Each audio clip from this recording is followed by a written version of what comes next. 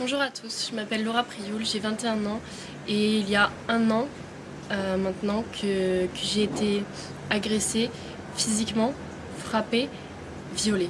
Ça fait un an que je me cache des médias, un an que je me cache de tout le monde, mais que tout le monde parle de moi.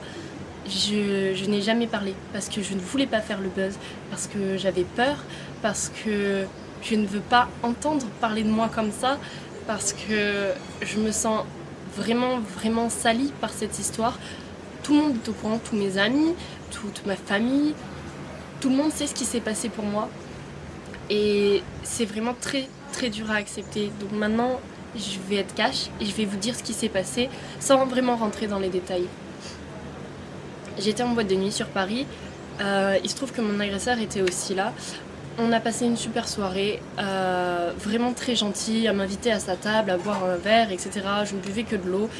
Lui, il buvait de l'alcool, beaucoup d'alcool. Donc par la suite, il me propose d'aller dans une deuxième boîte de nuit.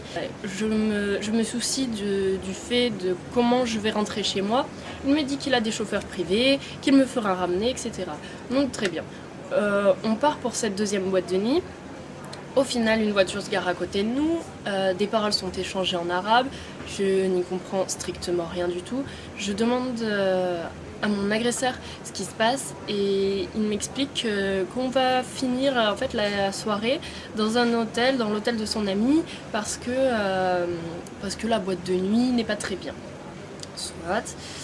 Étant déjà dans le taxi, envie de continuer à m'amuser avec cette personne, envie de découvrir vraiment qui c'est, etc. J'accepte le fait d'aller dans cet hôtel. Donc on arrive à l'hôtel, nous sommes 4 personnes, une fille, un homme, mon agresseur et moi. Donc dans cet hôtel, nous continuons à faire la fête, à s'amuser, à rigoler, à regarder des vidéos. On a dû quitter la chambre d'hôtel en fait parce qu'on faisait du bruit et il nous a dit oui, dans ma chambre d'hôtel on peut y aller, on peut faire du bruit, j'ai tout l'étage, personne nous entendra, alors on peut continuer là-bas. Donc très bien, on décide de tous aller là-bas. Donc je demande à la fille si elle vient et au mec, ils me disent que oui, qu'ils doivent parler avant, qu'ils vont arriver, qu'ils prendront un autre taxi. Donc nous on descend, on prend un premier taxi, on va à l'hôtel, persuadés que les personnes allaient nous rejoindre à l'hôtel pour continuer cette fête, on va dire. J'y vais sereinement. Donc une fois dans la chambre, on met de la musique, on continue à danser, à faire la fête et on était proches et à un moment on s'est tous les deux embrassés en fait. Et il a voulu me rembrasser et j'ai tourné la tête et ça lui a pas plu. Je me suis fait frapper d'un coup et je n'ai pas vraiment compris ce qui se passait sur le moment parce que dans ma tête tout était beau et tout se passait bien. J'ai voulu me défendre et cette personne m'a refrappée. Je n'arrivais rien à faire, rien du tout. Il était vraiment trop fort pour moi, sur moi, à me frapper. Et cette personne a fini par me violer. Donc après m'avoir frappée et violée, je me suis enfermée dans la salle de bain. Il fallait que je retourne dans la chambre parce qu'il y avait mon téléphone, je devais prévenir quelqu'un, je devais appeler quelqu'un, il me fallait de l'aide. Je ne pouvais rien faire et je suis rentrée dans la chambre. Il se trouve qu'il était normal. Il me demandait mais pourquoi tu pleures, pourquoi tu t'es blessée, qu'est-ce que tu as fait, est-ce que tu veux de la glace. Il a appelé pour qu'on m'emmène de la glace. Vraiment très bizarre. Une autre personne complètement. Et du coup je prenais mes affaires doucement, j'essayais de me rhabiller doucement pour pas réveiller la bête en lui, on peut dire. Et après avoir pris mes affaires, je lui ai regardé dans les yeux et je lui ai dit mais tu es un monstre, parce que je devais le dire et c'était vraiment très bizarre comme action, on peut dire. Et après lui avoir dit que c'était un monstre, il m'a poussé violemment sur le lit et a arraché mon vêtement qui était vraiment tout arraché. J'étais vraiment sans t-shirt. Il a essayé de me revioler en me touchant, étant couché sur moi, sauf que j'ai saisi sa gorge pour le stopper en fait. Je l'ai étranglé et il en a fait de même, il m'a étranglé aussi, mais il serrait tellement fort que je n'arrivais vraiment plus à respirer. Et honnêtement, je vais vous dire, j'ai eu vraiment très peur pour ma vie, j'ai eu vraiment peur de finir comme ça parce que je ne pouvais plus respirer. Je voyais noir, des étoiles, je venais de recevoir je ne sais combien de coups et je venais de me faire violer. Je me suis dit que c'était fini pour moi. Sauf que j'ai réussi à basculer mon agresseur du lit en l'étranglant et en le poussant et j'ai réussi à m'enfuir de la chambre en courant. Il y a une personne qui m'a aidée dehors. Après, je me suis enfermée avec une femme de ménage dans une chambre qui m'a aidée. Les secours sont venus, la direction de l'hôtel est venue me donner des vêtements, la police est venue. Lui était enfermé dans la chambre, ils l'ont embarqué au poste de police, on m'a embarqué au poste de police, on nous a embarqués au même dans 2 voitures séparées pour pas qu'on se recroise, etc. Arrivé au poste de police, j'ai porté plainte, on va dire, mais ce n'était même pas réfléchi de ma part. Au poste de police, on m'a dit bah voilà, qu'est-ce qui se passe? J'ai tout dit et j'ai pas eu le temps de réfléchir, de savoir si je voulais porter plainte, si je voulais pas porter plainte, ce que je voulais faire, ce que je voulais pas faire. J'ai pas eu le temps de tout ça. Donc après avoir porté plainte, j'ai été emmenée à l'hôpital pour soigner mes blessures, pour me faire des tests ADN, faire des tests alcoolémie, faire des tests pour la cocaïne, faire toutes sortes de tests. J'y suis allée le jour même, j'y suis retournée le lendemain. J'ai eu un médicament à prendre pendant 1 mois qui me détruisait l'estomac, vraiment pour pas avoir de maladie, etc. Parce que oui, cette personne ne s'est pas protégée, bien évidemment. Quand j'étais chez moi, je me pliais de douleur tellement ce cachet me faisait mal. Et c'était dur. Je n'arrivais pas à le dire à ma mère parce que c'est trop dur de dire quelque chose de tel à sa mère. La mère qui a toujours voulu me protéger, qui a toujours voulu me mettre en garde, qui a toujours été là pour moi. Le fait de lui dire « Maman, j'ai été frappée, j'ai été violée », c'est juste pas possible pour moi. Je lui ai jamais dit ce qui s'était vraiment passé. Elle a lu toutes mes plaintes, elle sait vraiment tout ce qui se passe dans tous les détails, mais de moi-même, j'y arrive pas. C'est comme ça, c'est trop dur. Donc, quelques jours après être rentrée chez moi, un blogueur a partagé mon nom dans les médias. Et là,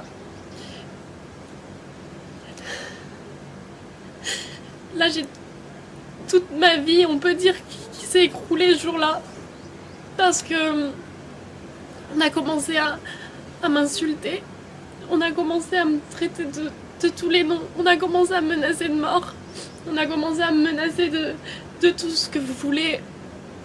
On a commencé à me dire vraiment des choses qui blessent. On a commencé à contacter mes grands-parents, à contacter ma mère, à contacter mes amis, savoir qui j'étais, à me contacter, à m'insulter, à me rabaisser, à m'inventer des histoires, à faire énormément de choses comme ça. J'ai eu tellement de menaces. J'ai vu tellement de commentaires sur moi. Je ne voyais aucun commentaire positif me concernant. Énormément de gens parlaient, énormément de gens m'insultaient, mais personne ne me soutenait, à part ma famille et mes amis. Sur internet, je voyais que du noir. Les gens ont commencé à m'appeler, oui, j'ai vu qu'il s'était passé ça, qu'est-ce qui se passe, etc. Je me suis coupée de tout le monde parce que j'y arrivais pas, c'était trop dur que les gens puissent savoir ça sur moi. J'ai changé de numéro de téléphone, j'ai supprimé tous mes réseaux sociaux, je me suis coupée vraiment de tout le monde, je n'avais même pas le droit d'habiter chez ma mère pour ma sécurité. Donc c'était encore plus dur parce que j'avais vraiment besoin d'elle. Elle était là bien sûr, mais j'avais pas le droit d'habiter avec elle. C'était horrible pour moi. C'est comme ça.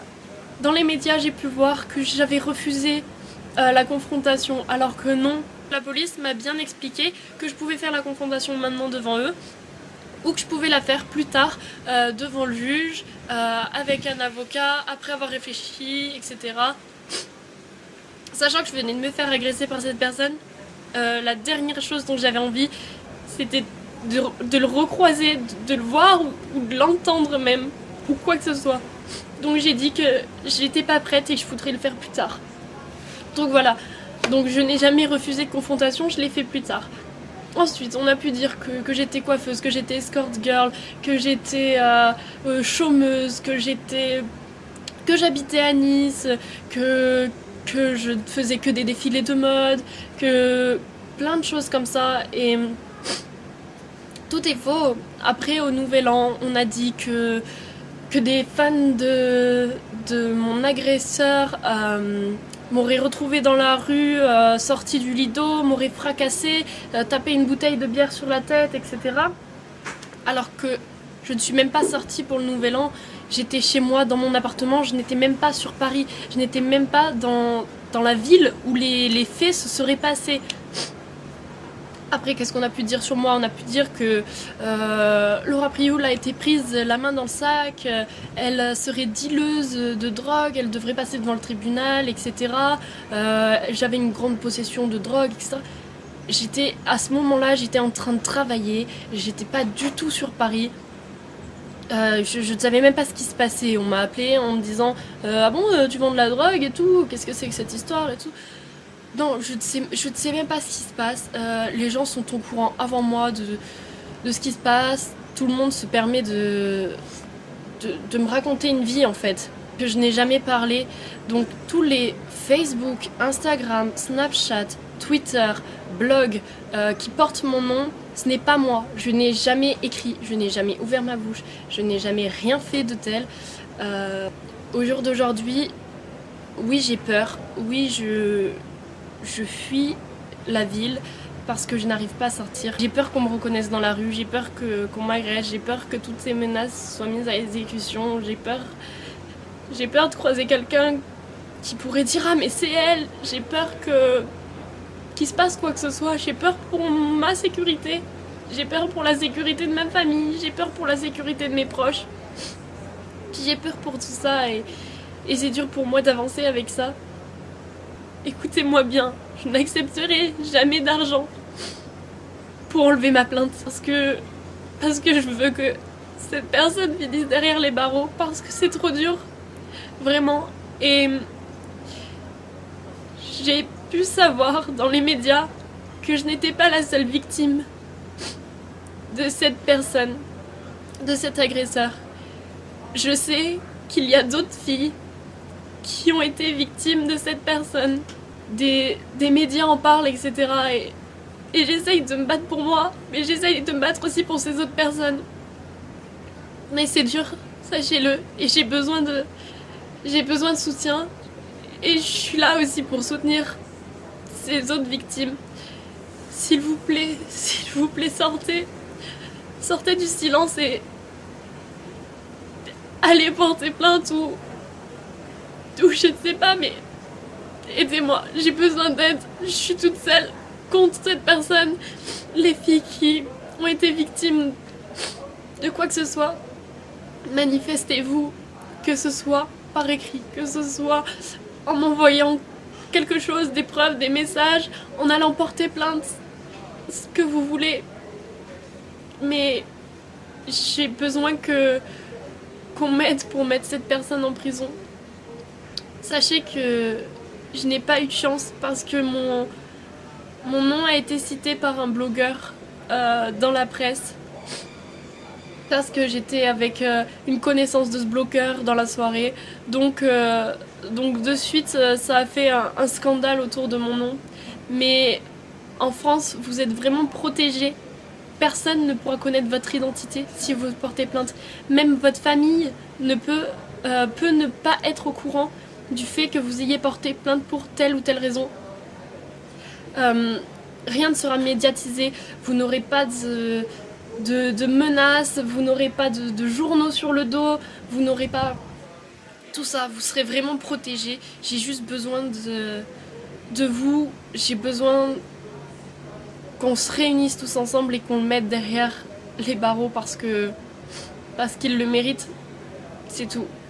C'est tout ce que j'avais à dire. L'adresse que je vais vous écrire, c'est la mienne. C'est la seule sur laquelle vous devez écrire. Voilà, maintenant, j'ai dit ce que j'avais à dire et au fond de moi, je me sens plus soulagée. Les gens ne vont pas avoir qu'une seule version des choses. Voilà.